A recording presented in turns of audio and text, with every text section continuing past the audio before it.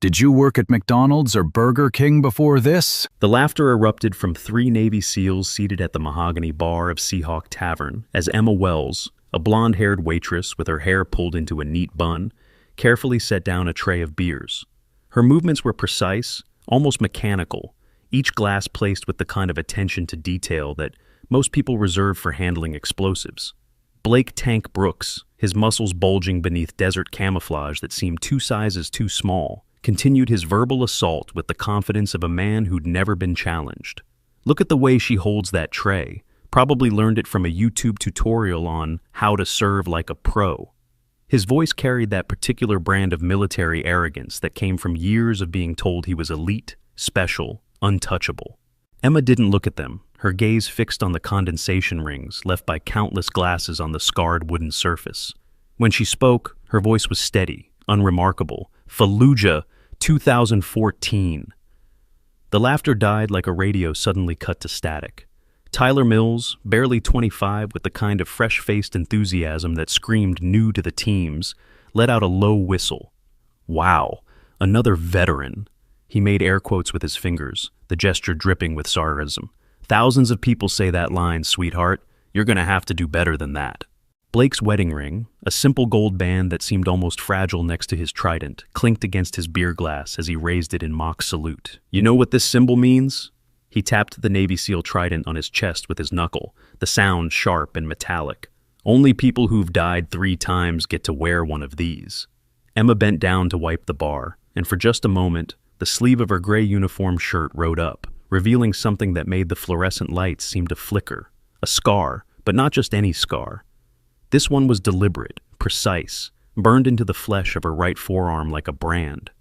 The shape was unmistakable to anyone who knew what to look for.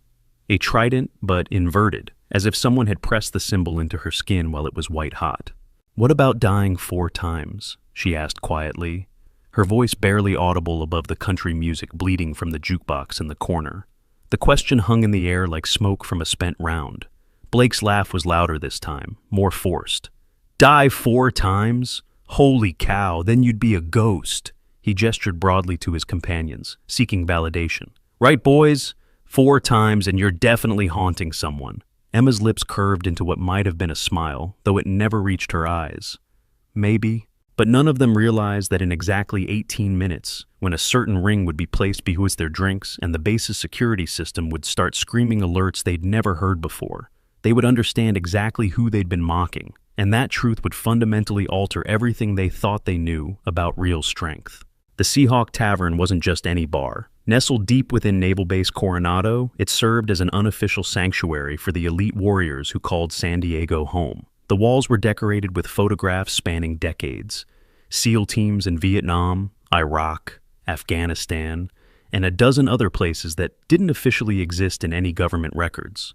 The wood was real mahogany, darkened by years of smoke and stories, and every scratch in its surface told a tale of brotherhood forged in blood and gunpowder. Tonight, the usual crowd filled the space with their particular brand of controlled chaos. Off-duty SEALs clustered around high-top tables, their conversations a mixture of dark humor and technical jargon that would sound like gibberish to civilians. The air carried the scent of beer, leather, and that indefinable smell of men who'd spent their lives jumping out of perfectly good aircraft into very bad situations. Emma moved through this testosterone-charged environment like a shadow, refilling glasses and clearing plates with an efficiency that spoke of muscle memory. She'd been working here for 3 months, and in that time, she'd become part of the furniture, noticed only when something was needed, invisible the rest of the time. Blake Brooks had been coming to the Seahawk for 4 years, ever since he had earned his trident and the right to drink among the Brotherhood.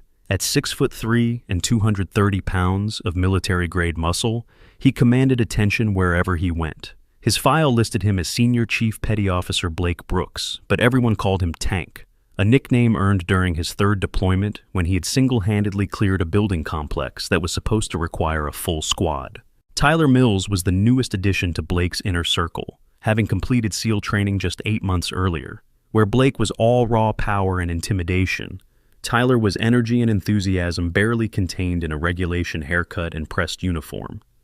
He hung on Blake's every word like a disciple studying gospel, desperate to prove himself worthy of the trident he wore with pride.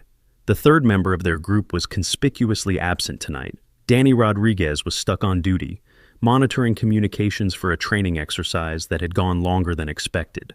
This left Blake and Tyler to their own devices.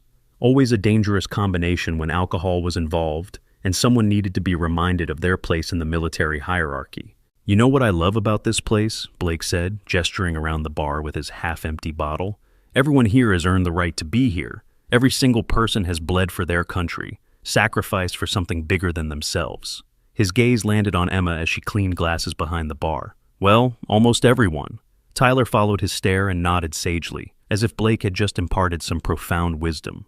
"It's important to maintain standards. You let civilians start infiltrating sacred spaces, pretty soon they'll be everywhere, pretending they understand what we've been through." Emma's hands never paused in their work, but something in her posture shifted, a subtle straightening of her spine that spoke of long-ingrained discipline. Neither SEAL noticed the change, too absorbed in their own rhetoric to pay attention to details. "Exactly," Blake continued, warming to his theme. "Take our waitress here. Probably grew up in some safe suburban neighborhood, never had to worry about anything more dangerous than a paper cut. Now she's here, serving drinks to warriors, probably going home to tell her friends about all the tough military guys she knows." The music from the jukebox shifted to something harder, guitars that seemed to mirror the tension building in the room. Other patrons were beginning to take notice of Blake's raised voice, their own conversations dying down as they tuned into what was becoming a very public discussion. Madison Reed, the head bartender, glanced over from where she was restocking bottles of premium whiskey. Madison had been working at the Seahawk for 6 years, long enough to recognize the warning signs of trouble brewing. She'd seen this scene play out before. Bored SEALs picking on someone they perceived as weak, alcohol amplifying their natural aggression until someone said or did something that couldn't be taken back. "Maybe we should dial it back a notch," Madison said, her voice carrying the authority of someone who'd seen enough bar fights to know how they started. "Emma's just doing her job." Blake's attention swiveled to Madison like a predator sensing challenge. "And what job is that exactly? Professional pretender? Expert at fooling people into thinking she belongs here?" Emma's cleaning motion paused for just a fraction of a second, so briefly that anyone not watching carefully would have missed it entirely. But Tyler was watching, his young eyes sharp with the hypervigilance that came from months of training, designed to notice the smallest details that might mean the difference between life and death. "Did you see that?" Tyler murmured to Blake, his voice low but still carrying across the suddenly quiet bar. "See what?" "The way she moved, when you said that about pretending to belong here." Tyler's brow furrowed as he tried to process what his instincts were telling him. For just a second, she looked like she was calculating something. Blake laughed, but there was an edge to it now. Calculating what? How to best complain to management about customers having opinions? Emma set down her cleaning rag and moved to the next section of the bar, her path taking her closer to where Blake and Tyler sat. As she walked, several of the other patrons noticed something that the two SEALs had missed. Emma's gait wasn't the casual shuffle of a civilian service worker. She moved with her weight slightly forward on the balls of her feet, her hands naturally positioned where they could reach tools or weapons, her head on a constant, subtle swivel that took in every entrance, every face, every potential threat.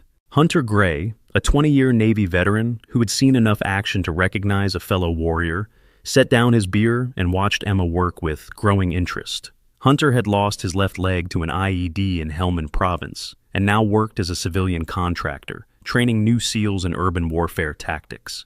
His eye for detail had been honed by years of staying alive in places where the wrong assumption got you killed. If you've ever been underestimated or mocked for who you appear to be, this story will hit you right in the heart. Smash that like button right now and subscribe, because these stories of hidden strength need to be heard. And hey, I'm curious. Where are you watching this from? Drop your country in the comments below. I love connecting with viewers from around the world who understand what it means to be judged by appearances. As Emma reached for a clean glass from the overhead rack, the motion caused her sleeve to ride up again. And this time, Hunter got a clear look at the scar on her forearm. What he saw made his breath catch in his throat. The burned-in trident wasn't just inverted, it was surrounded by other marks. Smaller scars that formed a pattern Hunter recognized from classified briefings he'd attended years earlier. "Holy cow," Hunter whispered, so quietly that only his drinking companion heard him. "What's wrong?" asked Chief Petty Officer Mike Johnson, following Hunter's gaze to where Emma was polishing glassware with mechanical precision.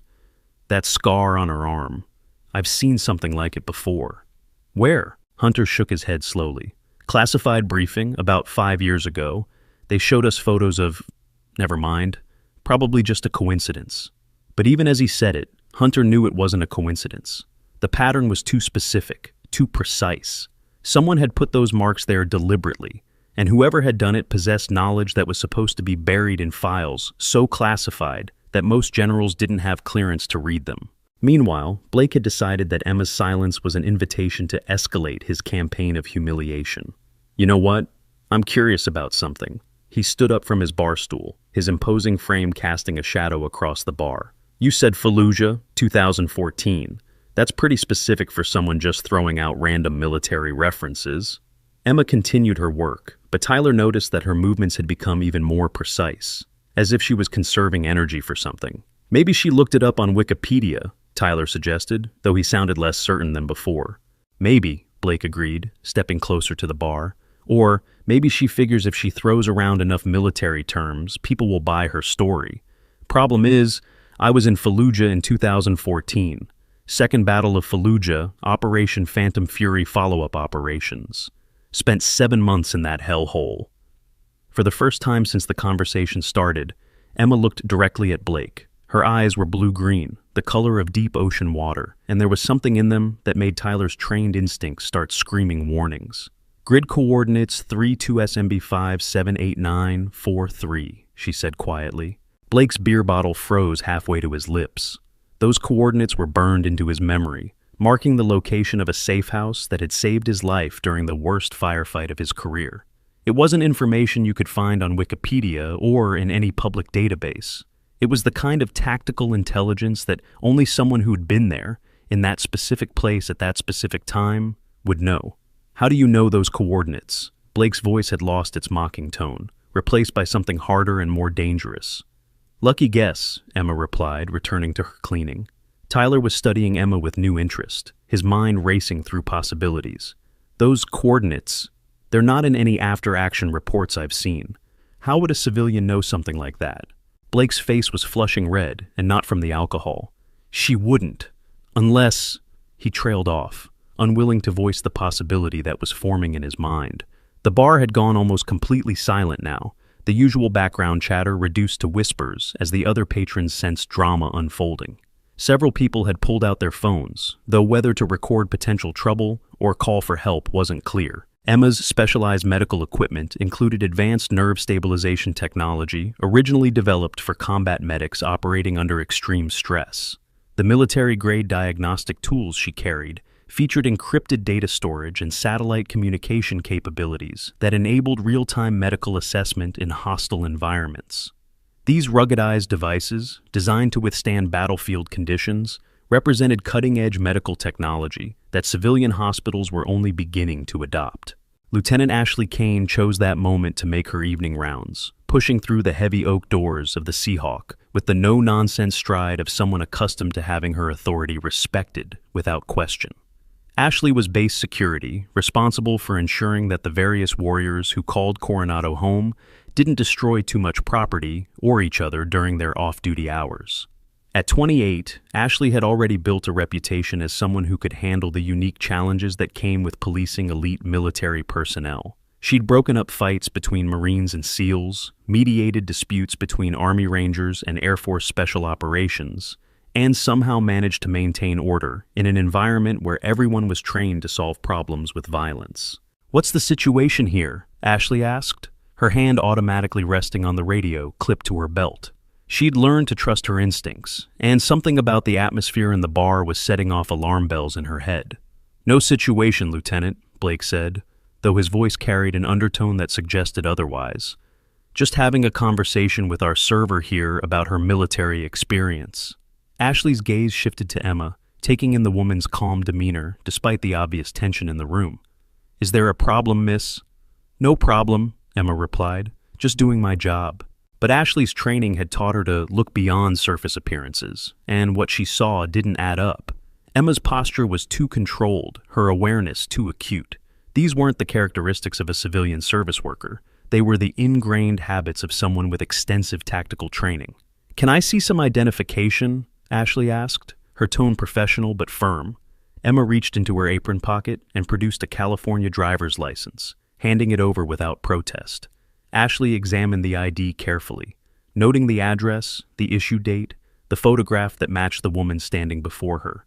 Everything looked normal, legitimate, unremarkable, except for one detail that made Ashley's pulse quicken.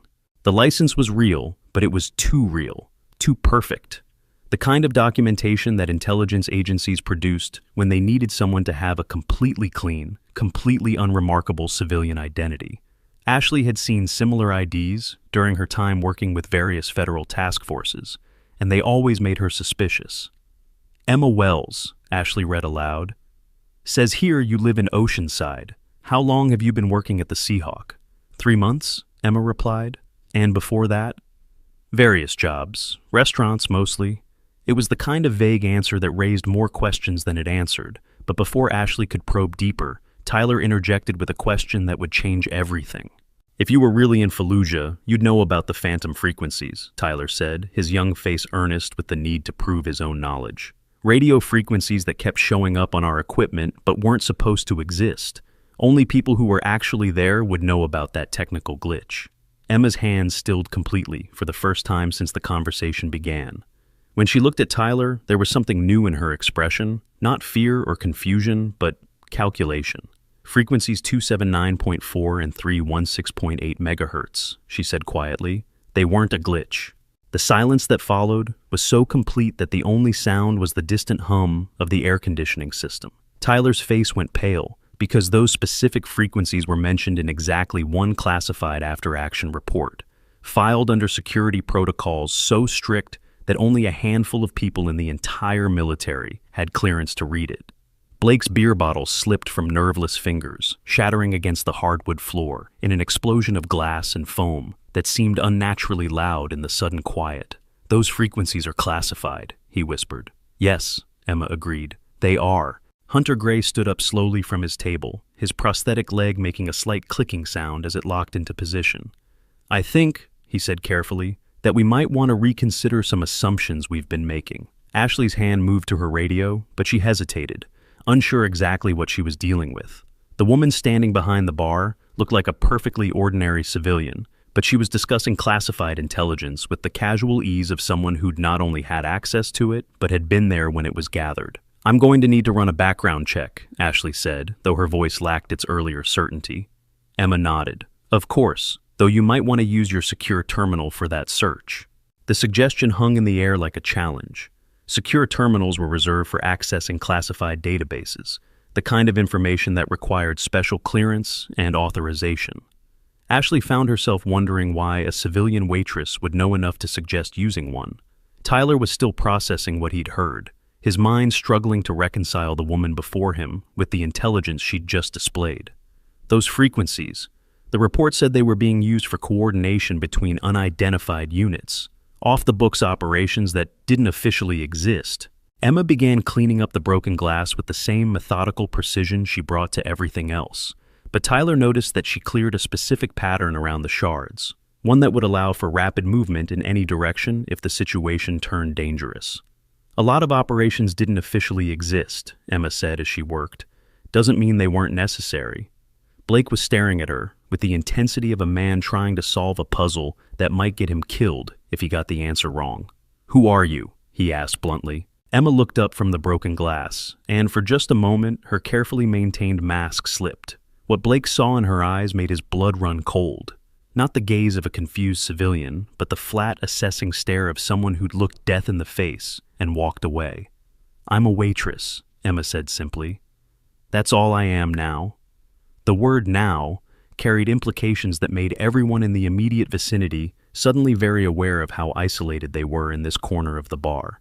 Ashley's hand tightened on her radio, though she still wasn't sure who she would call or what she would tell them.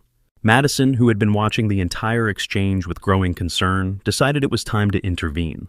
"Maybe we should all take a step back," she suggested. "Emma's been nothing but professional since she started working here. Whatever you think you're dealing with, I'm sure there's a reasonable explanation." But Hunter Gray was shaking his head slowly. "No," he said. "There's not. Not for this. Not for what we just heard." Tyler's mind was racing, connecting dots that formed a picture he didn't want to believe. The phantom frequencies were first documented during Operation Blackwater, but that operation doesn't exist in any official records. It was scrubbed from all databases 5 years ago. Emma's cleaning motion paused for just a fraction of a second, so briefly that most people would have missed it. But Tyler had spent months learning to notice the smallest details, and that tiny hesitation told him everything he needed to know. Operation Blackwater, Tyler continued, his voice growing stronger as pieces fell into place. A joint task force that was supposed to eliminate a high-value target in Syria. 6 operators went in. Only 1 came out, and that one... He trailed off, staring at Emma with dawning recognition. Ashley's radio crackled to life with routine-based communications, but the sound made everyone jump as if they had been shot at.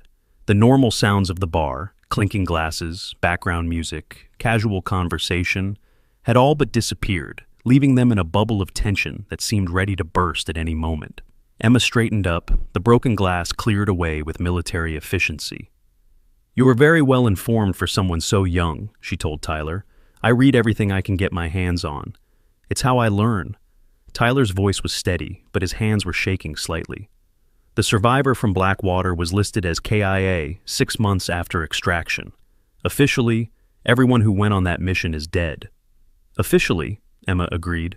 Blake found his voice, though it came out rougher than usual. "If you are suggesting what I think you're suggesting, then you are claiming to be someone who doesn't exist. Someone who died 5 years ago." Emma's smile was sad and tired, and infinitely more dangerous than anything Blake had ever seen. People die all the time. Not all of them stay dead. The philosophical implications of that statement were lost on Ashley, who was trying to process the tactical situation she'd stumbled into. Her training had prepared her for drunk sailors and brawling Marines, not potential encounters with operators from black programs that officially didn't exist.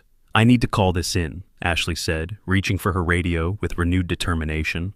"Who are you going to call?" Emma asked reasonably. "And what are you going to tell them? That you think the waitress at the Seahawk might be a dead seal?" Ashley's hand froze on the radio.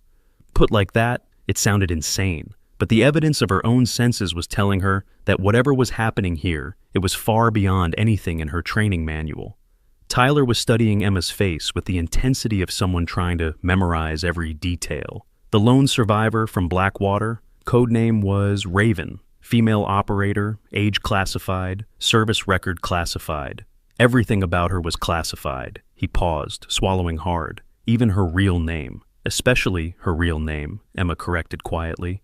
Hunter Gray spoke up from his table, his voice carrying the weight of hard-earned experience. "I've been watching this whole thing, and I've got to tell you, I've never seen anyone clean up broken glass like that. The pattern, the efficiency, the way she positioned herself for maximum tactical advantage. That's not civilian training." Blake was struggling with cognitive dissonance that threatened to break his brain. Everything he believed about hierarchy and recognition and earning respect was crashing up against evidence that the woman he'd been mocking might outrank everyone in the building. "This is insane," Blake muttered. "You're a waitress. You bring me beer and clean tables. You can't be some kind of super soldier from a black ops program." Emma looked at him with something that might have been pity. "Why not? Did you think operators from classified programs had the secret badass tattooed on their foreheads? Did you expect them to wear their service records like name tags?" The question hung in the air, highlighting the absurdity of Blake's assumptions. Of course, covert operators would look ordinary. That was the entire point. Tyler's phone buzzed with an incoming message, and the notification sound seemed unnaturally loud in the charged atmosphere. Without thinking, he glanced at the screen, and what he saw there made his blood freeze. "Holy cow," Tyler whispered, his face going pale. "What is it?" Blake demanded. Tyler held up his phone, showing a text from Danny Rodriguez. "Emergency at base ops, 3 KIA from training accident. All hands report immediately." The irony was brutal. They were debating the existence of someone who might have prevented such accidents, while 3 real people lay dead from exactly the kind of training exercise that black ops teams were designed to make safer. Emma's expression didn't change, but her posture shifted in a way that Hunter recognized from his own combat experiences. She was processing the information and calculating response options with the speed and efficiency of someone for whom this kind of decision-making was second nature. Training accident, Emma said quietly. What kind of training? Tyler looked at his phone again, scrolling through follow-up messages. Live fire exercise. Something went wrong with the range safety protocols. Emma's jaw tightened, almost imperceptibly. Which range? Building 7, the urban warfare course. For the first time since the conversation began, Emma showed genuine emotion, a flash of something that might have been anger or grief or both. Building 7 has been compromised for 6 months. I filed a report about structural weakness in the observation tower. The words dropped like bombs into the silence. Ashley's training kicked in, and she found herself asking the tactical question. Filed a report with whom? Emma's eyes met hers, and Ashley saw depths there that spoke of responsibilities and knowledge that went far beyond anything a civilian should possess. With people who don't officially exist, investigating problems that don't officially happen. Blake's world was tilting on its axis. You're saying you've been conducting some kind of investigation? Here, on this base? I'm saying that 3 people are dead who shouldn't be dead, and that's not acceptable. The simple statement carried a weight of authority that made everyone in the immediate area stand a little straighter. This wasn't the voice of someone making excuses or deflecting blame. It was the voice of someone who took personal responsibility for outcomes and was prepared to act on that responsibility. Ashley made a decision that would haunt her career for years to come. I'm going to run that background check now. Full spectrum, classified databases included. Emma nodded. You should, but, Lieutenant, you might want to clear the area first. When those results come back, there are going to be a lot of questions that don't have comfortable answers. Tyler was staring at his phone, watching updates flow in about the training accident. 3 names, 3 families that would be getting visits from notification officers, 3 sets of personal effects that would need to be packed and shipped home. And all of it because safety protocols that should have been updated months ago were still using outdated procedures. The report you filed, Tyler said slowly, was it about more than just structural problems? Emma's silence was answer enough. Blake was fighting a losing battle against evidence that threatened to destroy everything he thought he knew about his place in the military hierarchy. Let's say, hypothetically, that you are who these guys seem to think you are. Why would you be working as a waitress? Why hide in plain sight like this? Emma's smile was sharp as a blade. Because people see what they expect to see. They see a woman in a service uniform, and they assume she's harmless. They see someone cleaning tables, and they think she's beneath their notice. It's the perfect cover for observation and assessment. Assessment of what? Ashley demanded. Of threats to operational security that come from inside the system instead of outside it. The implication hit like a physical blow. Ashley's mind raced through the possibilities. Corruption, espionage, black market weapons sales, any number of scenarios that would require the kind of investigation that couldn't be conducted through official channels. Hunter Gray spoke up from his table, his voice carrying the gravitas of hard-won experience. In Afghanistan, we had a saying, the most dangerous enemy is the one who looks like a friend. But it works both ways. Sometimes the most valuable ally is the one who looks like nobody special. Tyler's phone buzzed again, this time with a message that made him physically recoil. The training accident, initial investigation suggests equipment failure. Specifically, observation tower collapse during live fire exercise. Emma closed her eyes for a moment, and when she opened them, there was steel there that hadn't been visible before. 3 more names for the wall. 3 more families destroyed because someone ignored a safety report. Blake was staring at her with dawning recognition. You're not just investigating security breaches. You're investigating negligence. Criminal negligence that gets people killed, among other things. Ashley's radio crackled with urgent chatter about the training accident, investigators being called in, evidence being secured, but she found herself more interested in the woman standing behind the bar, who seemed to know more about what had happened than anyone who had been officially briefed. How did you know about Building 7? Ashley asked. Who gave you access to conduct that kind of inspection? Emma's answer was simple and devastating. The same people who are going to want answers when they find out that report was buried in a filing cabinet instead of being acted upon. The words carried implications that extended far beyond the Seahawk Tavern. Someone with enough authority to task a deep-cover operative was going to be very unhappy when they learned that safety recommendations had been ignored, resulting in preventable deaths. Tyler was scrolling through more updates, his face growing paler with each new detail. One of the KIA was Danny Rodriguez. The name hit Blake like a physical blow. Danny had been his partner, his friend, his protege. They had served together for 2 years, saved each other's lives more times than either could count. And now, Danny was dead because someone had decided that fixing a structural problem wasn't worth the expense. "Danny," Blake whispered, the fight going out of him completely. Emma's expression softened fractionally. "I'm sorry for your loss. He was a good SEAL. He deserved better." The past tense was like a knife in Blake's chest. "How do you know what kind of SEAL he was? You never met him." Emma's silence stretched for several heartbeats before she answered. "I know because I've been watching this team for 3 months. I know their strengths, their weaknesses, their potential. Danny Rodriguez was one of the best tactical minds I've observed in years. His loss is going to create gaps that will be difficult to fill." Blake stared at her, processing the implications. "You've been watching us, evaluating us, for 3 months. Among other things." "What other things?" Emma's smile was cold as winter ocean. "Determining which personnel might be compromised, which ones might be selling information to hostile parties, which ones might be taking shortcuts that get people killed." Ashley felt the bottom drop out of her stomach. "Are you saying there's a security breach? That someone on this base is actively endangering operations?" "I'm saying that's what I was sent here to find out. And after tonight, I'm beginning to narrow down the possibilities."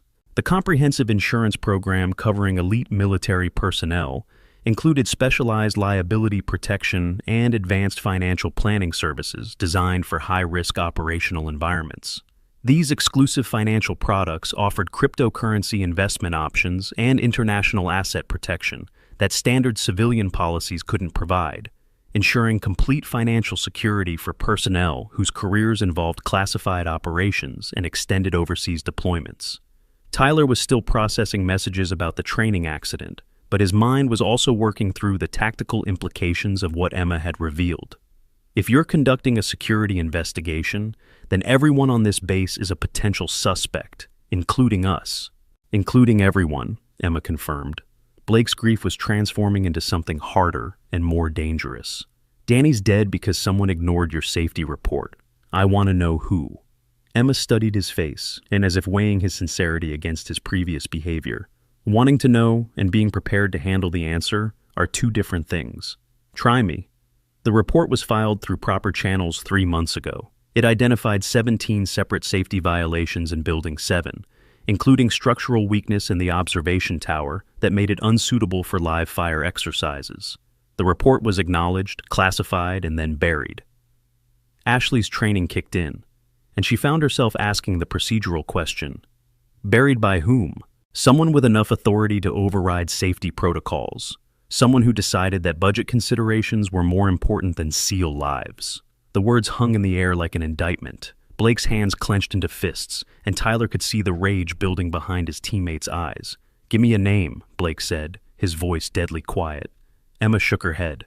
"I can't, not yet, but when I can, you'll be among the first to know." Hunter Gray had been listening to the entire exchange with growing unease.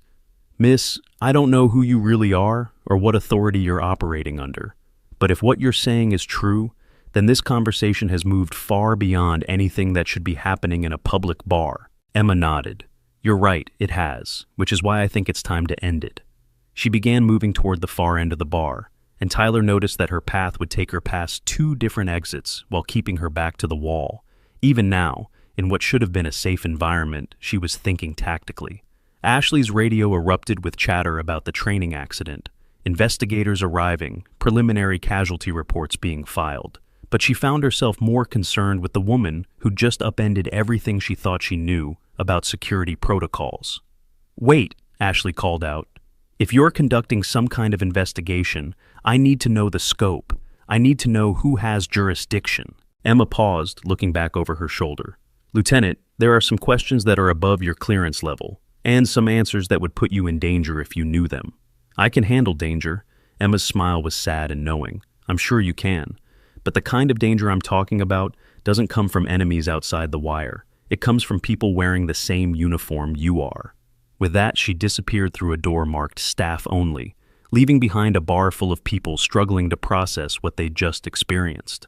Blake slumped against the bar, his earlier arrogance replaced by grief and confusion. "Danny's dead."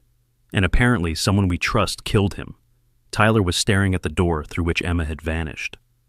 Who was she? Really? Hunter Gray finished his beer and stood up, his prosthetic leg clicking as he prepared to leave. Son, I've been in this business for 20 years, and I've learned that sometimes the most important questions are the ones you're not supposed to ask.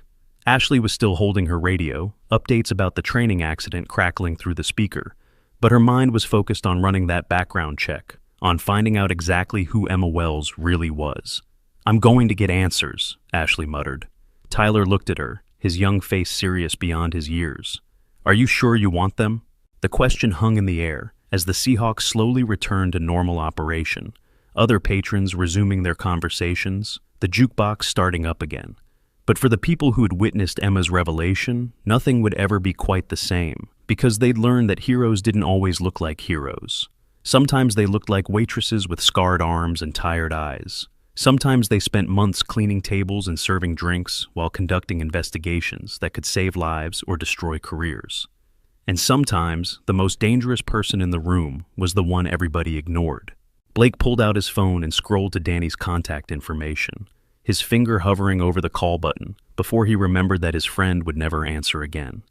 The grief hit him like a physical blow, doubled by the knowledge that Danny's death had been preventable. I want to know who killed him, Blake said quietly.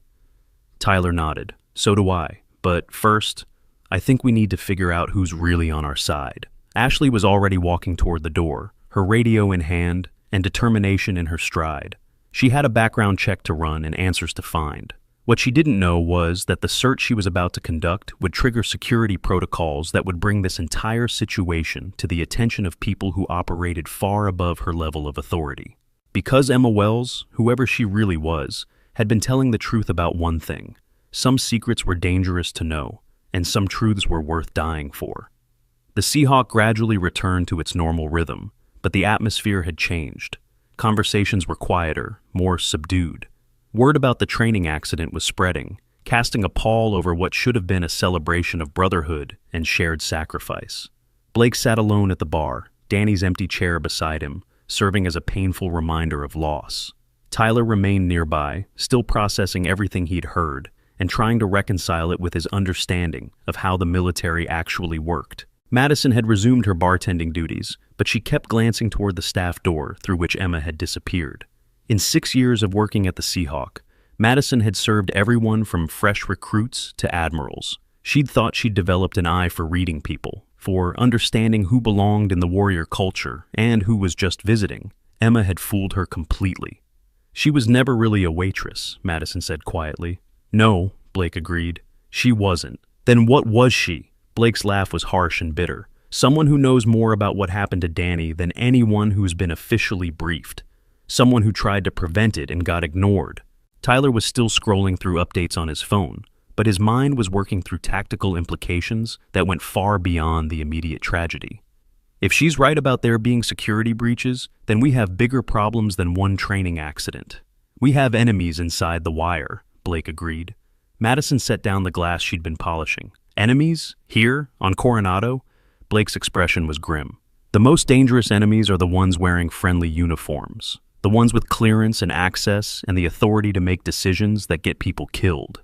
Outside the Seahawk, Ashley was walking rapidly toward the security office, her mind racing through protocols and procedures that might give her access to the information she needed. The background check on Emma Wells would be the first step, but Ashley suspected it would raise more questions than it answered. What Ashley didn't know was that the moment she entered Emma's name into the classified database, automated systems would begin tracking her queries, noting her clearance level, and flagging her access for review by entities that had been monitoring the situation at Coronado for months. Because Emma Wells wasn't the only person operating under false identity on the base, and the investigation she'd been conducting was about to become far more complicated than anyone had anticipated. Inside the Seahawk, Tyler's phone buzzed with another message, this one from a number he didn't recognize. The text was brief and cryptic. Building 7 wasn't an accident. Check the duty roster for that day. See who wasn't where they were supposed to be. Tyler stared at the message, his mind racing. Someone was feeding him information. Someone who wanted him to ask the right questions. But who? And why? Blake noticed Tyler's expression. What is it? Tyler showed him the message. Someone's trying to help us figure this out. Blake read the text, his jaw tightening. Or, someone's trying to manipulate us into looking in the wrong direction. Only one way to find out, Tyler said, pulling up the duty roster database on his phone. What they found there would shatter their faith in the system they had sworn to defend. Because the roster showed several key personnel absent from their assigned duties on the day of the training accident. Personnel who should have been overseeing safety protocols.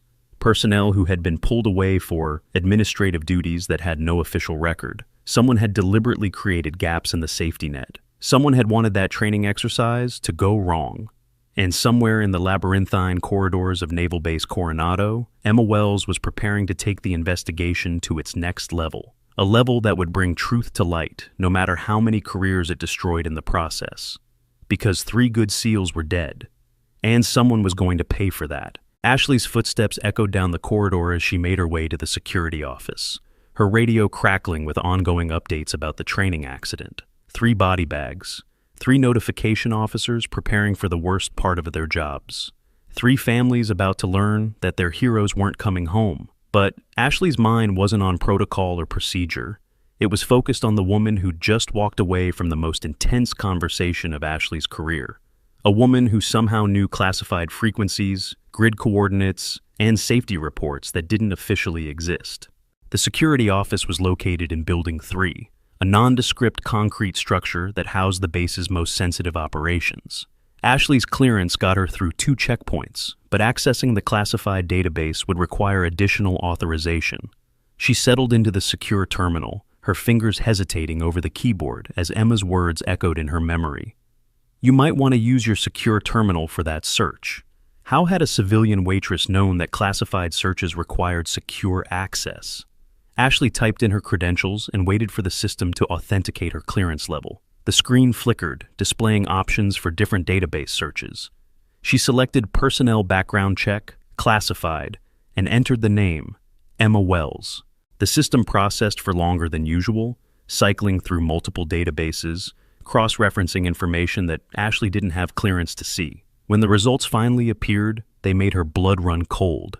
Emma Wells, classification, restricted access, background check, requires Omega-level clearance. Unauthorized access will be reported to Joint Chiefs. Ashley stared at the screen, her mouth dry. Omega-level clearance was reserved for the highest echelons of military intelligence. She'd never even met anyone who had that kind of access. But Emma Wells, a waitress at the Seahawk Tavern, required that level of authorization just to view her background. Before Ashley could decide what to do next, her secure phone rang. Not her radio, not her regular cell phone, but the encrypted device that was only supposed to be used for emergencies involving national security. "Lieutenant Kane," she answered, her voice steady despite the adrenaline coursing through her veins. "Lieutenant, this is Commander Wade Stone. I understand you just attempted to access classified personnel records." Ashley's stomach dropped. Commander Stone was the base commander, a man who reported directly to admirals and had been known to make careers disappear with a single phone call. "Yes, sir. I was conducting a background check on someone I encountered during my security rounds." Someone named Emma Wells?" "Yes, sir." There was a long pause, filled only with the sound of Ashley's racing heartbeat. "Lieutenant, I need you to report to my office immediately. And Kane, don't discuss this with anyone. That's a direct order." The line went dead, leaving Ashley staring at her phone and wondering if she'd just destroyed her career by asking the wrong questions about the right person. Back at the Seahawk, Tyler was still analyzing the duty roster, his mind working through inconsistencies that painted a disturbing picture. Blake sat beside him, grief and rage warring for control of his emotions as the reality of Danny's death sank in. "Look at this," Tyler said, pointing to his phone screen. On the day of the training accident, 3 key safety officers were pulled away for what's listed as administrative review, but there's no record of what that review was about or who authorized it. Blake leaned closer, studying the information. Chief Petty Officer Marcus Webb, Lieutenant Commander Sarah Mitchell, and Warrant Officer David Kim. All 3 should have been overseeing Building 7's safety protocols. And all 3 were conveniently absent when the tower collapsed. Madison continued cleaning glasses, but she was listening to every word. 6 years of working at the Seahawk had given her an education in military operations that rivaled most college courses, and what she was hearing sounded like deliberate sabotage. "You're talking about conspiracy," Madison said quietly, About people deliberately getting your friend killed. Blake's hands clenched into fists. I'm talking about murder. Tyler's phone buzzed again, this time with a message from an unknown number. Check who authorized the administrative review. Follow the paper trail. The truth is in the signatures. Tyler showed the message to Blake. Someone's really trying to help us. Or set us up, Blake replied grimly. At this point, I don't trust anyone in uniform. Hunter Gray had been sitting quietly at his table, nursing his beer, and thinking about patterns he'd observed during his 20 years of military service. The conversation he had witnessed between Emma and the SEALs had triggered memories of other encounters, other people who'd seemed ordinary until circumstances revealed their true nature. Mind if I join you, boys? Hunter asked, moving to the bar with his distinctive gait. Blake looked up, recognizing the older man as one of the Seahawks regulars. Sure, though I'm not sure we're much company right now. Hunter settled onto a bar stool, his prosthetic leg clicking as it locked into position. I've been thinking about your waitress friend, about some things I've seen over the years. What kind of things? Tyler asked.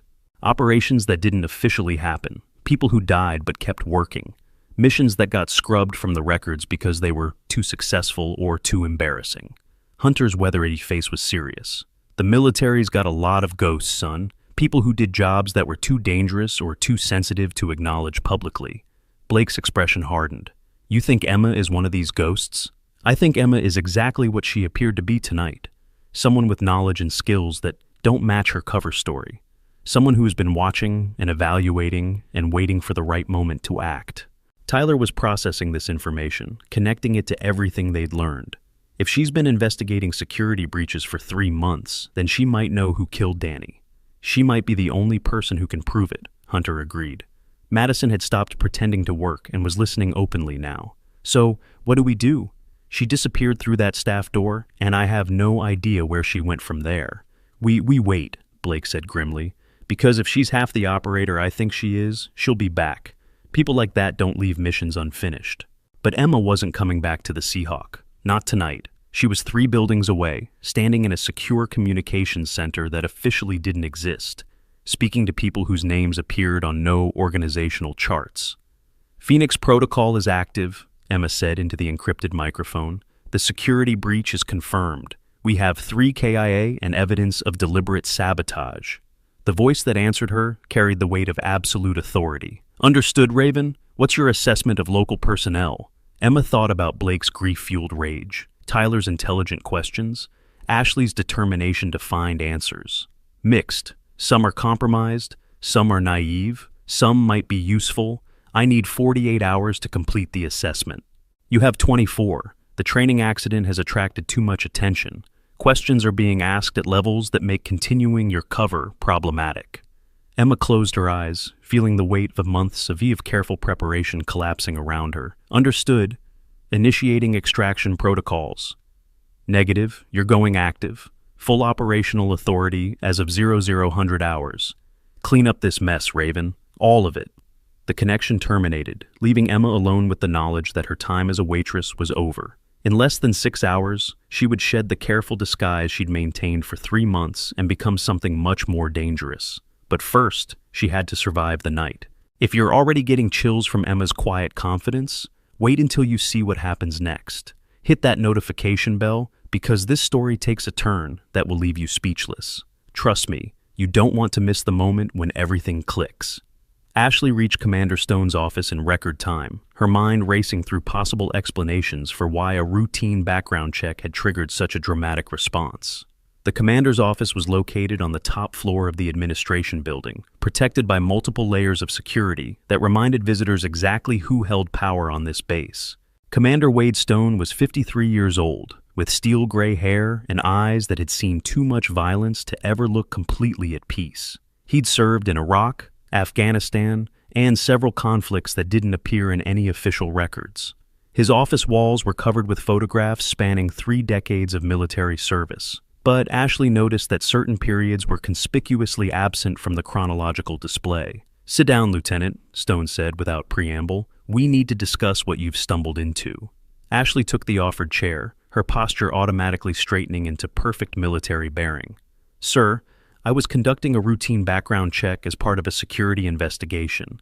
I didn't realize the subject required special clearance. Stone studied her with the calculating gaze of someone accustomed to making life and death decisions based on incomplete information. Emma Wells isn't her real name. She's operating under deep cover authority that extends from the Joint Chiefs level. Your background check triggered automated security protocols that brought her mission to my attention. Ashley felt the bottom drop out of her stomach. Her mission, sir? For the past 3 months, she's been investigating security breaches that have resulted in compromised operations and unnecessary casualties.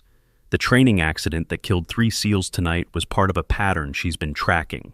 The implications hit Ashley like a physical blow. Someone on this base has been deliberately sabotaging operations? Someone with access, authority, and detailed knowledge of our operational security. Someone who's been selling information to hostile parties or eliminating personnel who might expose their activities.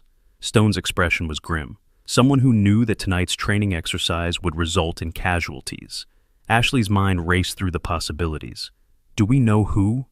We're about to find out. Because you accessing her records just accelerated our timeline considerably. Stone stood up, moving to a secure safe built into the wall behind his desk. What I'm about to show you is classified beyond your current clearance level, but circumstances require that you be briefed on operational details. He removed a thick folder marked with security classifications Ashley had never seen before. Operation Blackwater, 6 years ago. Joint Task Force sent to eliminate high-value targets in Syria. Mission was compromised from the inside. 5 operators killed. 1 survived, but was listed as KIA for operational security reasons. Stone opened the folder, revealing photographs that made Ashley's breath catch. Action shots of elite operators in combat gear, their faces obscured by equipment and shadow. But one photo showed a female operator without her helmet, and the resemblance to Emma Wells was unmistakable. Commander Ravencross, Stone continued, leader of the most successful Black Ops team in modern military history. Officially dead for 6 years, actually operating under deep cover, tracking the sources of intelligence leaks that got her team killed. Ashley stared at the photographs, trying to reconcile the images of a hardened warrior with the quiet waitress she'd encountered at the Seahawk. She's been hunting the people who betrayed her team, and she's found them. The same network that compromised Blackwater has been operating here at Coronado for years, selling operational intelligence, sabotaging equipment, eliminating personnel who get too close to the truth. Stone's voice carried an edge of barely controlled anger. Tonight's training accident wasn't an accident. It was an execution. The pieces were falling into place with terrifying clarity. The 3 SEALs who died, they were investigating something. Danny Rodriguez had been asking questions about discrepancies in equipment manifests. Someone decided he was getting too close to answers they didn't want revealed. Ashley felt sick. So, they murdered him and made it look like an accident. They tried to, but they didn't count on having a ghost watching their every move. Stone closed the folder and returned it to the safe. Lieutenant, you're about to be read into an operation that officially doesn't exist. You can refuse, and your involvement ends here. But if you accept, you'll be working directly with one of the most dangerous people in the military intelligence community. Ashley didn't hesitate. I accept, sir. Stone nodded, as if he had expected that answer. Then let's go collect our waitress, because it's time for Commander Cross to stop hiding. Meanwhile, back at the Seahawk, the atmosphere had grown increasingly tense as word about the training accident spread through the base. More personnel were arriving, seeking information about friends and colleagues who might have been involved in the exercise. Blake and Tyler had been joined by several other SEALs, all of them processing the loss of Danny Rodriguez and trying to understand how a routine training exercise had gone so catastrophically wrong. The conversation had shifted from speculation about Emma's identity to anger about the safety failures that had killed their teammate. The tower was inspected last month, said Petty Officer First Class Jake Morrison, a demolitions expert who'd worked with Danny on multiple operations. Passed with flying colors, according to the official report. Tyler pulled up the inspection records on his phone. Inspector was Chief Warrant Officer David Kim, same guy who was pulled away for administrative review on the day of the accident. Kim's been in charge of Building 7's safety protocols for 2 years, Blake added grimly. If there were structural problems, he would have known about them. Hunter Gray had been listening to the conversation with growing unease. Boys, you're dancing around something that's going to get you killed if you're not careful. You're talking about accusing a senior NCO of criminal negligence, or worse. We're talking about murder, Blake said flatly. then you better have proof that'll stand up in a court-martial. Because accusations like that don't just end careers, they end lives. Tyler's phone buzzed with another anonymous message. Check Kim's financial records. Look for deposits that don't match his salary. The money trail will tell the story. Tyler showed the message to the group. Someone really wants us to investigate Kim. Or, someone wants us to think Kim is guilty while the real culprit covers their tracks, Hunter warned. Madison had been listening to the entire conversation while serving drinks to the growing crowd of concerned personnel. As the evening progressed, she'd noticed patterns in who was asking what questions, who seemed genuinely surprised by the news of the training accident, and who seemed to already know more than they should. One person in particular had caught her attention, Lieutenant Commander Sarah Mitchell, one of the 3 safety officers who'd been absent during the training exercise. Mitchell had arrived at the Seahawk 30 minutes after news of the accident broke, ordering drinks and chatting casually with other personnel as if nothing unusual had happened. But Madison had noticed that Mitchell's conversations seemed designed to gather information rather than share grief. She was asking subtle questions about who else had been scheduled for the training exercise, who might have witnessed the accident, and whether there had been any security investigations related to Building 7. Tyler, Madison said quietly, moving closer to where the SEALs were clustered. Don't look now, but Lieutenant Commander Mitchell is here. She's been asking a lot of questions about tonight's accident. Tyler glanced casually toward the back of the bar, where Mitchell sat at a corner table with 2 other officers. She's supposed to be one of the safety officers who was pulled away for administrative review. Funny thing about that, Blake said grimly. She doesn't look like someone who just learned that her absence contributed to 3 deaths. Hunter Gray's expression had gone very serious. Boys, I think it's time for you to be somewhere else. This conversation is attracting the wrong kind of attention. But before anyone could move, the lights in the Seahawk flickered and dimmed. Emergency lighting kicked in, casting eerie red shadows across the bar as the main power system cycled through backup protocols. What the hell? Madison muttered, checking her equipment behind the bar. Tyler's phone showed no signal, and Blake discovered that his radio was receiving only static. Communications are down, Blake reported. Hunter Gray was already moving toward the exit, his prosthetic leg clicking rapidly as he tried to reach the door. But it wouldn't open. The electronic locks had engaged, sealing everyone inside the Seahawk until power was restored or someone with override authority chose to release them. Ladies and gentlemen, a voice announced over the bar's PA system, please remain calm. We're experiencing a temporary security lockdown. Normal operations will resume shortly. But the voice belonged to Lieutenant Commander Mitchell, and she was speaking into a handheld radio that somehow still had connectivity when everyone else's communications were dead. Blake's training kicked in, and he found himself automatically assessing the tactical situation. 60-plus personnel trapped in a confined space, communications down, electronic locks engaged, and at least one person with override authority who might not have their best interests at heart. This isn't a power failure, Blake told Tyler grimly. This is a containment operation. Tyler's mind raced through possibilities, all of them bad. Someone's worried about what we might have figured out. They're buying time to clean up loose ends. Madison had ducked behind the bar, her bartender's instincts telling her to seek cover when situations turned dangerous. But she could see Mitchell speaking urgently into her radio, and the words she caught made her blood freeze. Witnesses contained, proceeding with sterilization protocol. The Advanced Tactical Training Program utilized cutting-edge educational technology and legal consultation services specifically designed for military transition specialists. These comprehensive courses included classified protocol training and legal advisory services that helped veterans navigate complex career transitions while maintaining security clearances and protecting sensitive operational knowledge throughout their civilian integration process. That's when the staff door burst open, and Emma Wells stepped into the red-lit chaos of the Seahawk. But she wasn't the quiet waitress anymore. She moved with the fluid precision of a predator, her awareness encompassing every person, every exit, every potential threat in the space. "Everyone get down," Emma commanded, her voice carrying absolute authority that made hardened SEALs obey without question. Mitchell's head snapped up, her radio frozen halfway to her lips. "You're supposed to be dead." Emma's smile was sharp as a knife. "People keep saying that. I'm starting to take it personally." The confrontation that followed happened so quickly that most witnesses would later struggle to describe the sequence of events. Mitchell reached for the pistol holstered at her hip, but Emma was already moving, crossing the distance between them with inhuman speed. The gun never cleared its holster. Emma's hand closed over Mitchell's wrist with crushing force, applying pressure to nerve points that sent the weapon clattering to the floor. Mitchell tried to break free, but Emma's other hand found the nerve cluster at the base of her neck, applying just enough pressure to drop her opponent without causing permanent damage. "Sterilization protocol canceled," Emma said into Mitchell's radio. "Raven is active. All units stand down." The response came immediately. "Confirmed, Raven. Lockdown lifted. Emergency teams en route."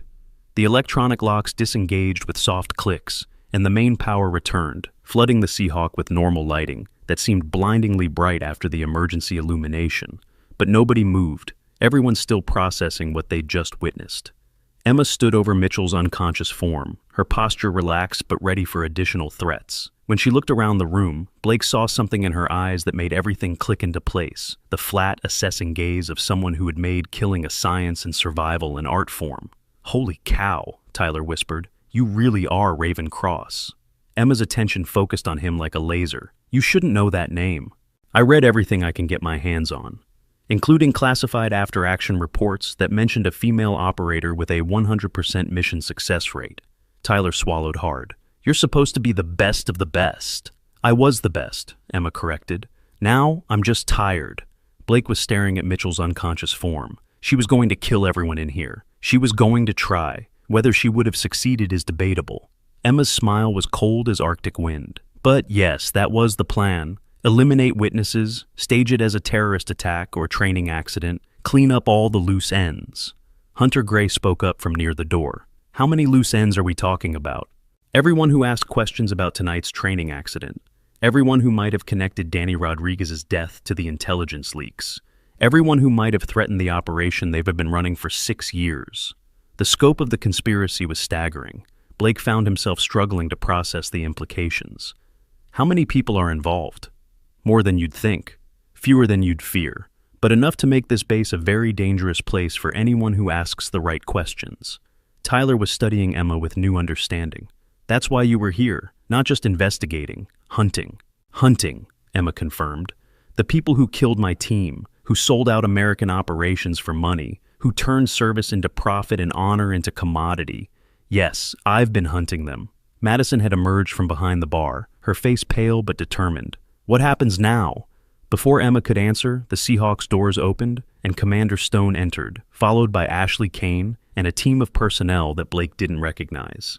They wore military uniforms, but their equipment and bearing marked them as something beyond regular forces. "Raven," Stone said, his voice carrying both relief and resignation. "Status report."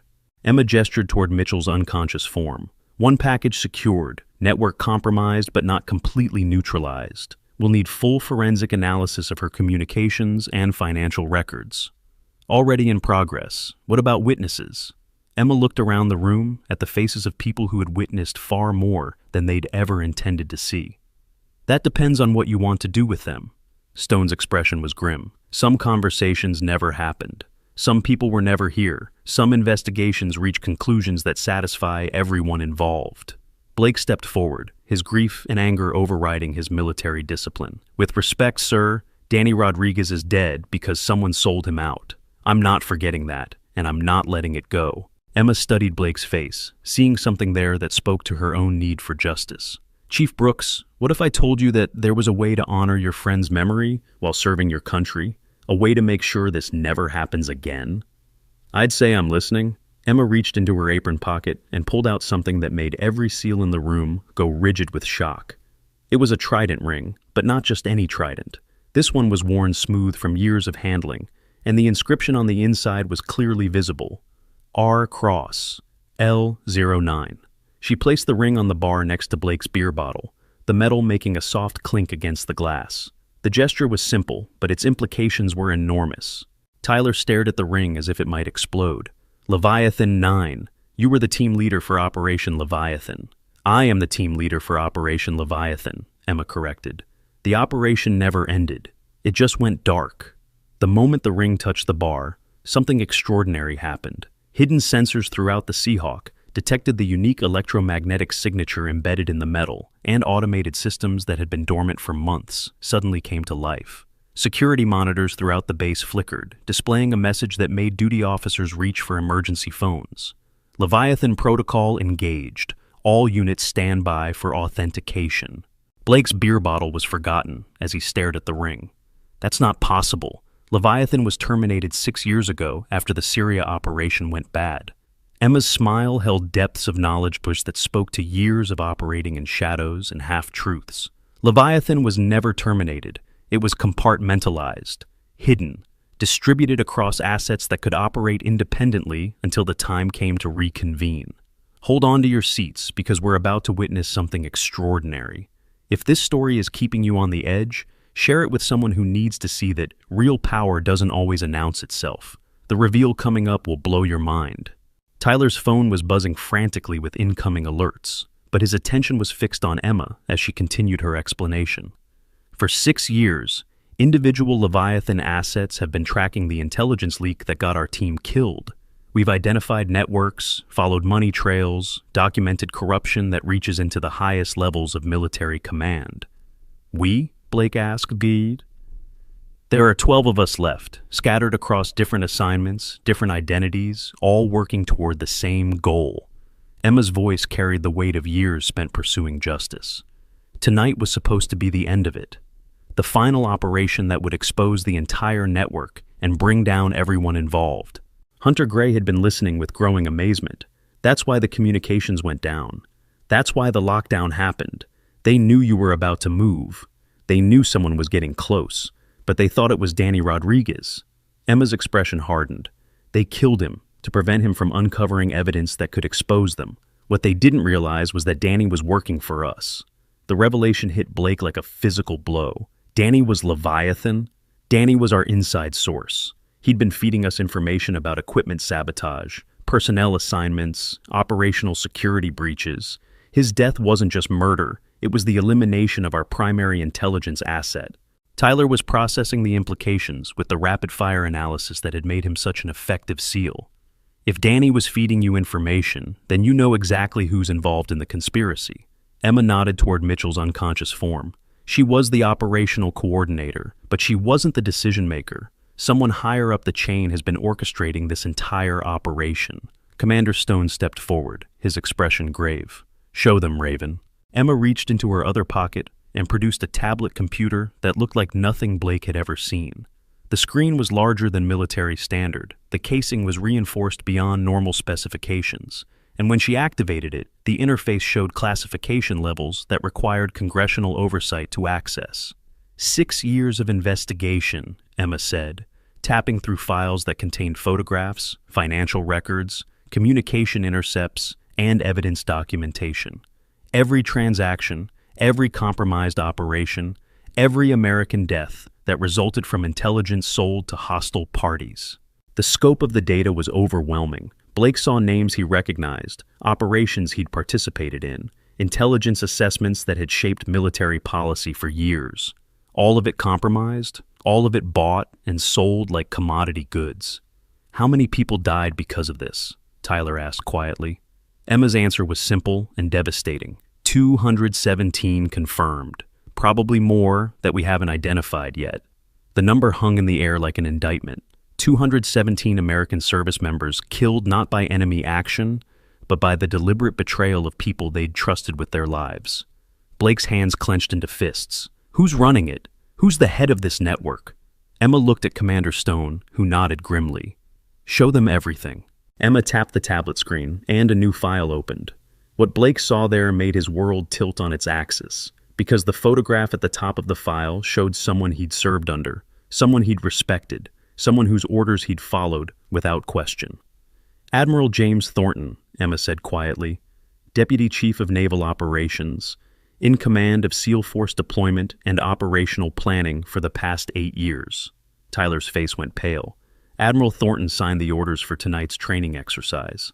Admiral Thornton has been selling operational intelligence to foreign buyers for almost a decade.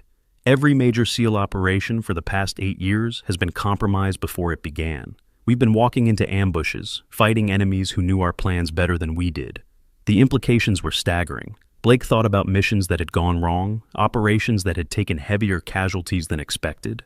intelligence failures that had resulted in American deaths. All of it suddenly made sense in the most horrifying way possible. Madison had been listening with growing horror.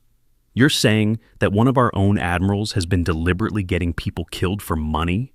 I'm saying that Admiral Thornton has built a network of corrupt officials who've turned American military superiority into a profit center. They sell our operational plans, compromise our equipment, eliminate personnel who get too close to discovering their activities. Hunter Gray spoke up from his position near the door. Ma'am, accusations like that require proof that will stand up to congressional investigation. You're talking about bringing down someone with enough power to destroy anyone who threatens him. Emma's smile was sharp and dangerous. Mr. Gray, we didn't spend 6 years building a case just to see it dismissed on technicalities. We have everything: financial records, communication intercepts, video evidence, documented proof of specific operations that were sold to hostile parties.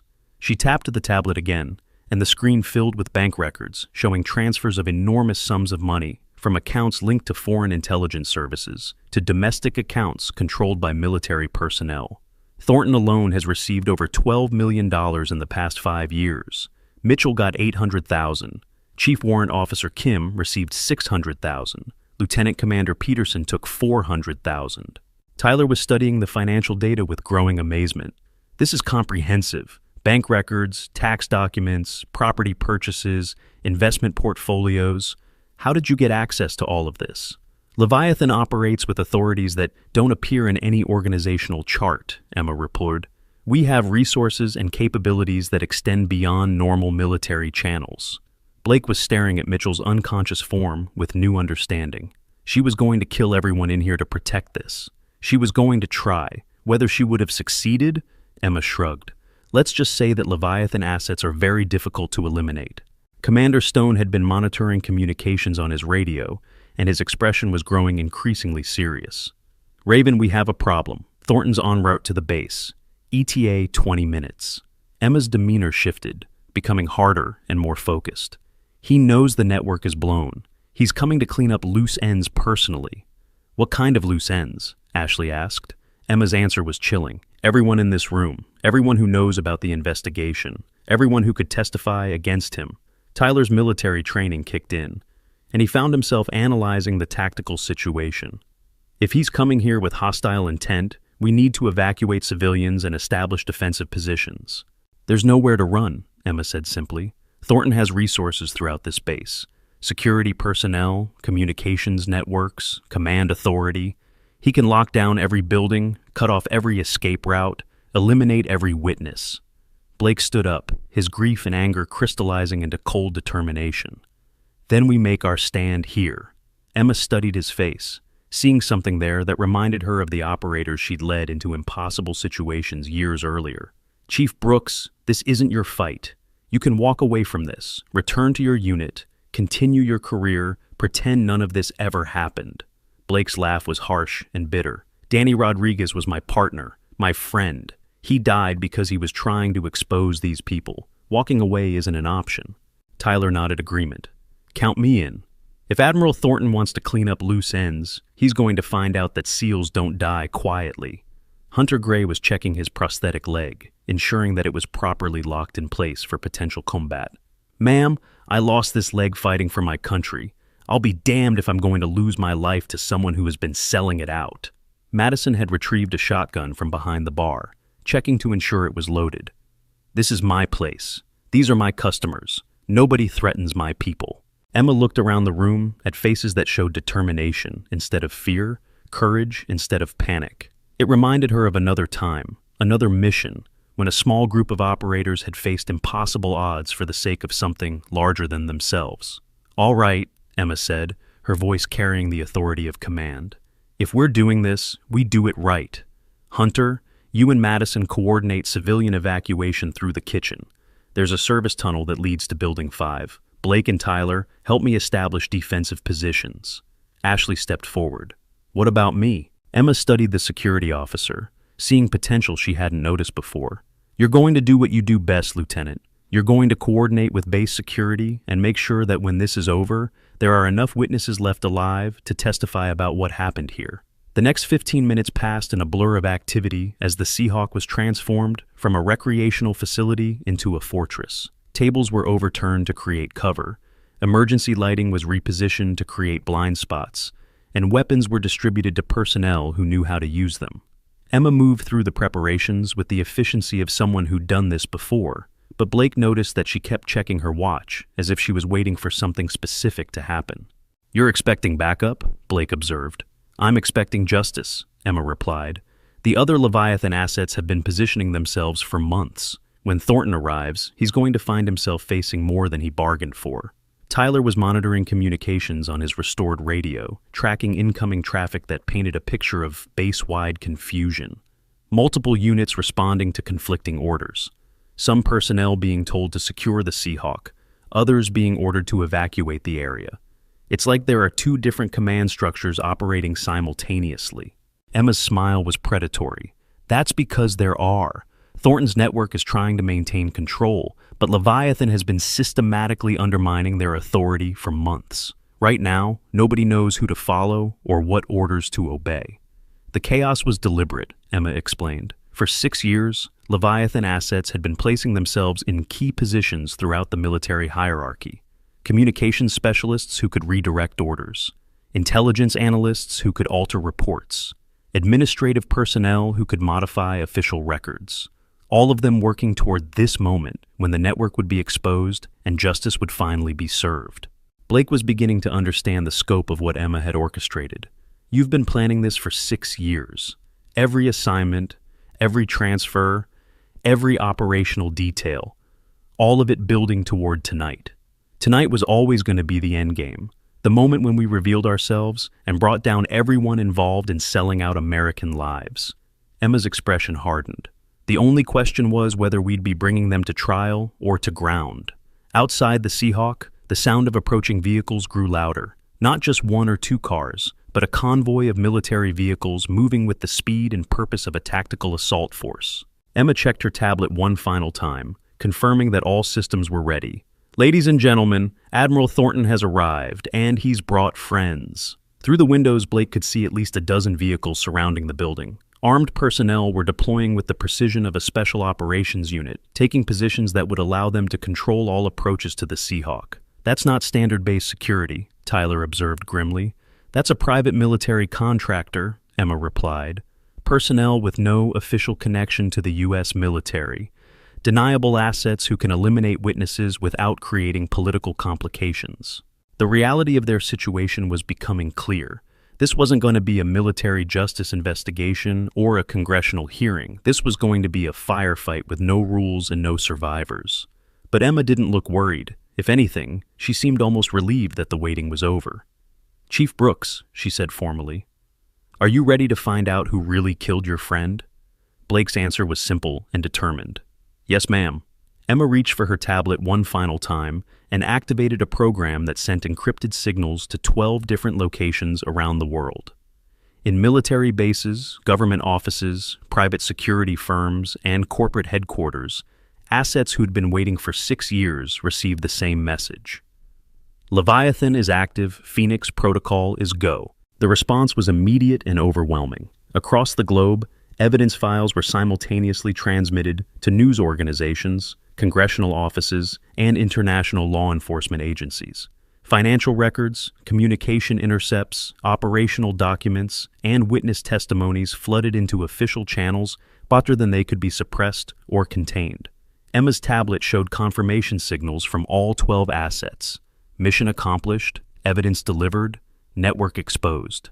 "It's done," Emma announced. "Whether we survive the next hour or not, the truth is out there.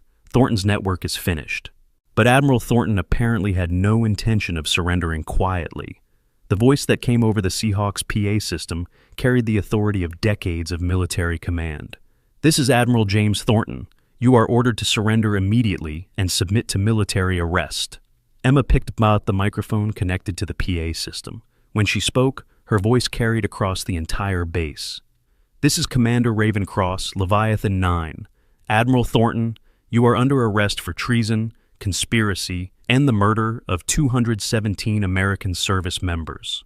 The silence that followed stretched for what felt like hours, but was probably only seconds. Then Thornton's voice returned, colder and more dangerous. Ravencross died 6 years ago in Syria. Everyone knows that. Emma's smile was visible in her voice. Reports of my death have been greatly exaggerated, Admiral, but reports of your corruption are about to become very public. What happened next would be remembered as one of the most significant moments in modern military history. Not because of the tactics employed or the weapons used, but because of what it represented. The moment when the American military demonstrated that it would police itself, that honor and integrity were not just words in a mission statement. If this story gave you goosebumps, there are more incredible tales of hidden warriors waiting for you. Subscribe and hit that bell, because heroes walk among us every day, and their stories deserve to be told. The assault on the Seahawk began at exactly 2300 hours. Thornton's contractors moved with professional efficiency, using flashbang grenades and coordinated entry techniques designed to overwhelm resistance before it could organize. But they were not facing panicked civilians or unprepared security personnel. They were facing the carefully orchestrated response of people who had had months to prepare for this exact scenario. Emma had positioned herself behind the main bar, using the solid mahogany construction as cover, while maintaining sightlines to all entrances. Her movements were fluid and economical, each shot precisely placed to disable rather than kill. She wasn't trying to win a firefight, she was buying time for the evidence to spread beyond the reach of suppression. Blake and Tyler worked as a team, using their SEAL training to maximum advantage in the confined space of the bar. They moved with the coordination of operators who'd trained together for years, covering each other's positions and communicating through hand signals that their attackers couldn't interpret. Hunter Gray had positioned himself near the kitchen entrance, his prosthetic leg providing stable bracing for accurate fire, while his experience told him exactly when to shoot and when to preserve ammunition. Madison coordinated the evacuation of remaining civilians, while providing covering fire with her shotgun. Ashley had taken position at the secure communications console, maintaining contact with base security and ensuring that official records were being made of everything that happened. The contractors were skilled, but they were facing something they hadn't expected: a coordinated defense by people who knew the building intimately and had prepared specifically for this assault. What should have been a quick elimination of witnesses became a prolonged engagement that drew attention from across the base. That attention was exactly what Emma had wanted. Within minutes, legitimate base security forces were responding to reports of unauthorized weapons fire. Military police units were rolling toward the Seahawk, with orders to restore order and investigate reports of armed intruders. News crews were being alerted by sources within the Leviathan network.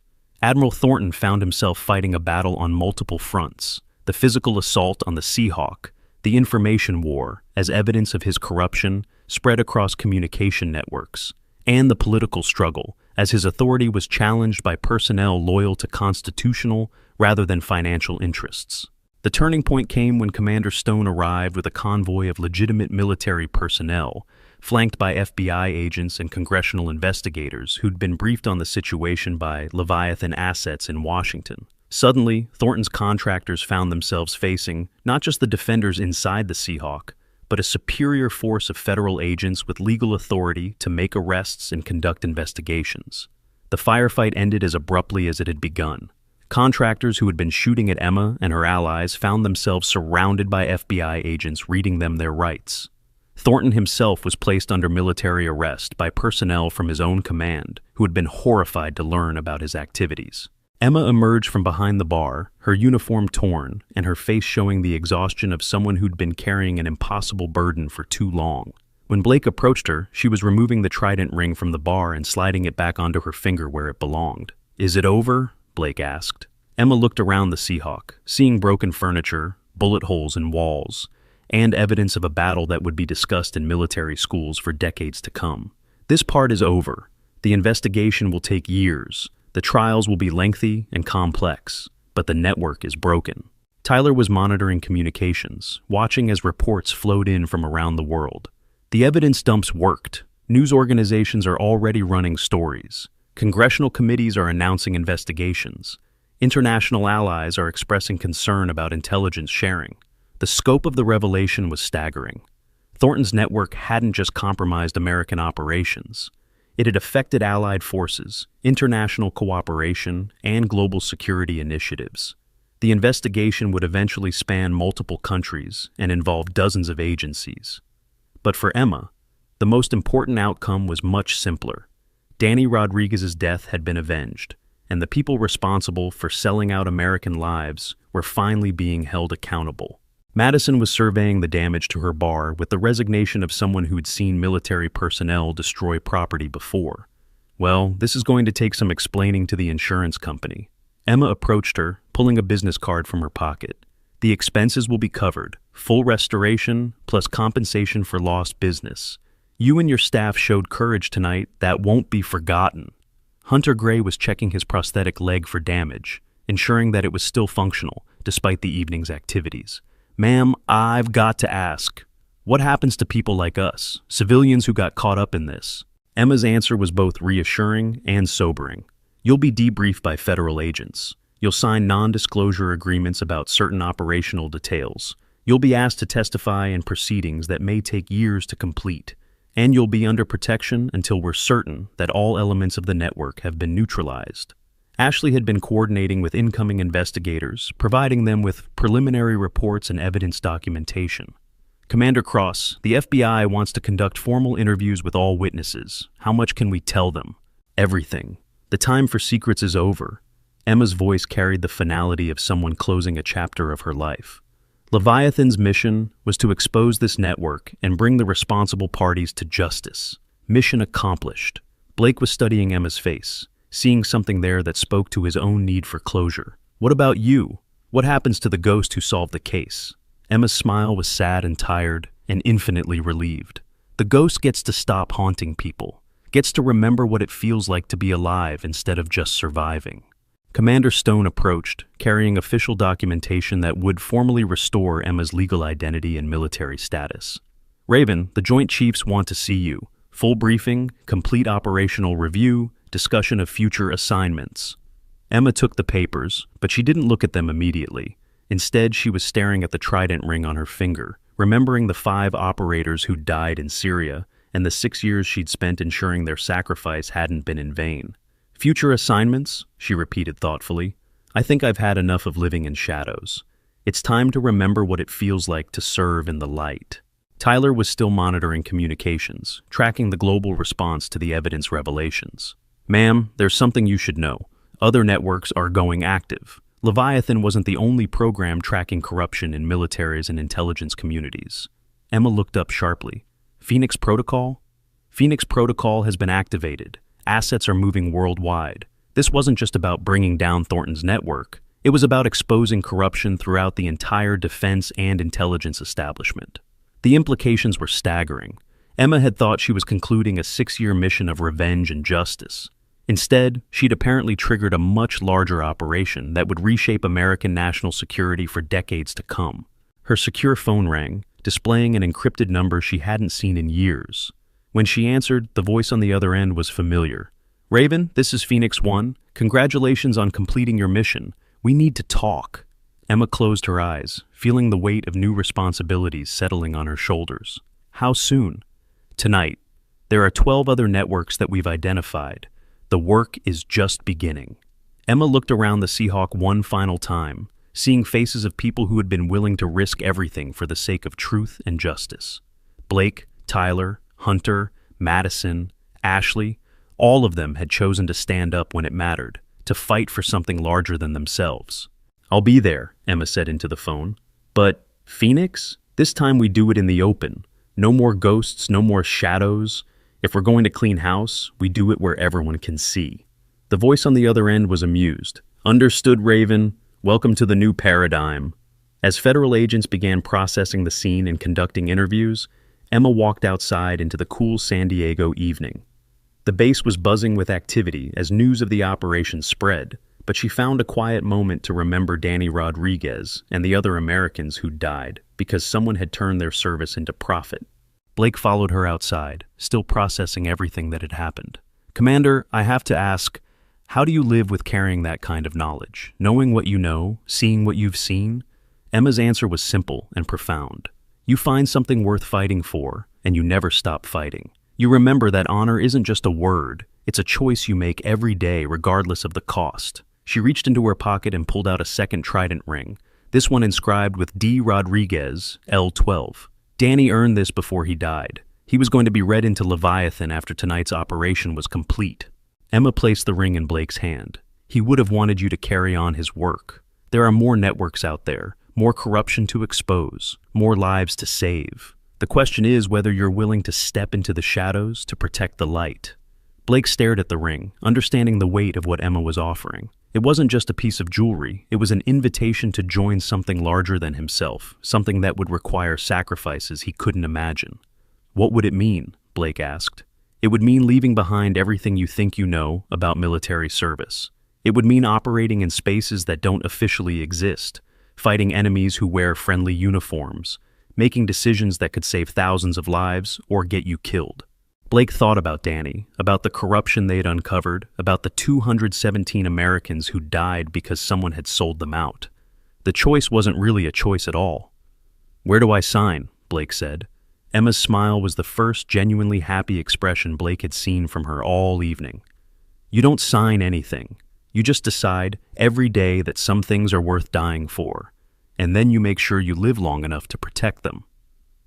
As they stood outside the Seahawk, watching federal agents and military investigators work through the night to document everything that had happened, Emma's phone rang one final time.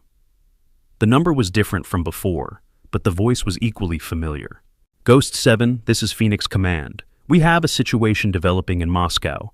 International intelligence sharing has been compromised. We need assets on the ground within 48 hours. Emma looked at Blake, seeing in his eyes the same determination she'd carried for 6 years. "Phoenix Command, this is Ghost 7. I have a new team member who needs rapid certification. How soon can we move? How soon can you be ready?" Emma glanced at the Seahawk, where the last evidence of their battle was being documented and processed. She thought about the 6 years she'd spent hunting Thornton's network, about the friends she'd lost and the enemies she'd defeated. She thought about the corruption that still existed in dark corners of the defense establishment, about the Americans who were still in danger because someone was selling out their operations. Most of all, she thought about Danny Rodriguez, about the ring Blake now wore, about the promise she'd made to never let her teammates down. "Phoenix Command," Emma said, her voice carrying the authority of command and the certainty of purpose. "Ghost 7 is ready for immediate deployment." As federal vehicles began leaving the base and the initial chaos of the investigation settled into the methodical work of building cases and preparing prosecutions, Emma Mitchell, Commander Ravencross, Ghost 7, Leviathan 9, walked back toward the Seahawk one final time. The building would be repaired, the story would be told, and the truth would eventually emerge in all its complexity. But for Emma, the most important outcome was much simpler. She was no longer alone in the shadows. She had a team again, a mission that mattered, and a cause worth fighting for. The Ghost had found her way home, and somewhere in Moscow, a new chapter of the story was already beginning. "Gentlemen," Emma said, looking at Blake and Tyler and the others who'd chosen to stand with her, "Leviathan was just the beginning. Welcome to Phoenix Protocol. Let's go save the world." The night air carried the sound of helicopters approaching, not with hostile intent this time, but to extract assets for immediate deployment to the next theater of operations. Emma smiled as she walked toward the landing zone, her team falling into formation behind her. After 6 years of hunting in shadows, she was finally back where she belonged, leading warriors into impossible situations for the sake of something larger than themselves. The Ghost had become human again, but she was still every bit as dangerous as she'd ever been, and her war was far from over. Behind every uniform is a person trying their best, seeing each other with respect. Thank you for being here. Don't forget to subscribe to TNG Story.